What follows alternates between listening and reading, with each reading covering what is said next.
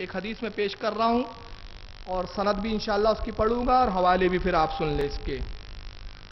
حضرت ابو طفیل عامر بن واصلہ رضی اللہ تعالیٰ عنہ اس کے راوی ہے. وہ کہتے ہیں کہ میں حضرت علی کے خطبے میں شریک تھا. کوفہ میں آپ موجود تھے جو دور خلافت حضرت امیر المومنین علی رضی اللہ تعالیٰ عنہ.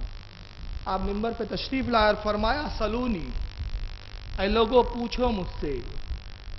سلونی فواللہ لا تسألونی عن شیء یکون الی یوم القیامہ الا حدثتکم فیہ بہ. حضرت علی نے فرمایا لوگوں سلونی پوچھو مجھ سے قسم پروردگار عالم کی قیامت تک جو کچھ ہونے والا ہے جس چیز کے بارے میں تم مجھ سے پوچھو گے میں اس کی تم کو خبر دوں گا. کون کہہ رہا ہے؟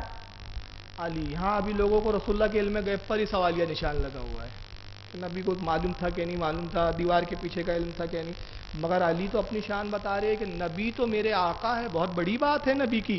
میرا حال یہ فواللہ اللہ کی قسم کھا کے کہہ رہے ہیں، قسم کے ساتھ مقید کر رہے ہیں اپنے جملے کو.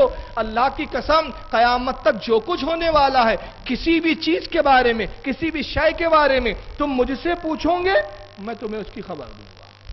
اس حدیث کو حضرت امام جعفر طحری رحمت اللہ تعالی علیہ نے الریاض النصرہ جلد نمبر 2 صفحہ 262 پر اور تھوڑے مختلف الفاظ کے ساتھ حضرت امام حسام الدین ہندی نے کنز العمال کے اندر اس کی جلد نمبر 6 صفحہ 405 پہ لکھا. کنز العمال میں جو تھوڑے سے جملے ہیں وہ کیا ہے میں بتا دیتا ہوں، وہ بھی بڑے پیارے جملے ہیں. صاحب کنز العمال نے جو نقل کی حدیث وہ کہتے علی نے فرمایا لوگوں پوچھو مجھ سے جب تک کہ میں یہاں موجود ہوں، اس سے پہلے کہ تم مجھے گم کر دو، اس سے پہلے کہ میرا انتقال ہو جائے، اس سے پہلے کہ تم مجھے نہ پاؤ، قسم خدا کی جس چیز کے بارے میں تم مجھ سے پوچھو گے میں تمہیں اس کی خبر دوں گا. تم مجھے آسمان کے بارے میں پوچھو، تم دنیا کے راستوں سے جتنا واقف نہیں، قسم پروردگار کی میں آسمانوں کے راستوں سے اس سے زیادہ واقف ہوں. میں آسمانوں کے راستوں کو تم سے اس سے زیادہ جانتا ہوں. اب یہاں ایک سوال پیدا ہو سکتا ہے کہ بھئی علی نے یہ دعویٰ کیسے کیا؟ ارے نبی کو علم غیب کا جاننے والا ماننا شرک ہے تو یہ تو علی کا علم غیب کا دعویٰ ہے، تو کیا علی مشرک نہیں ہو گئے؟ علی مشرک نہیں ہوئے.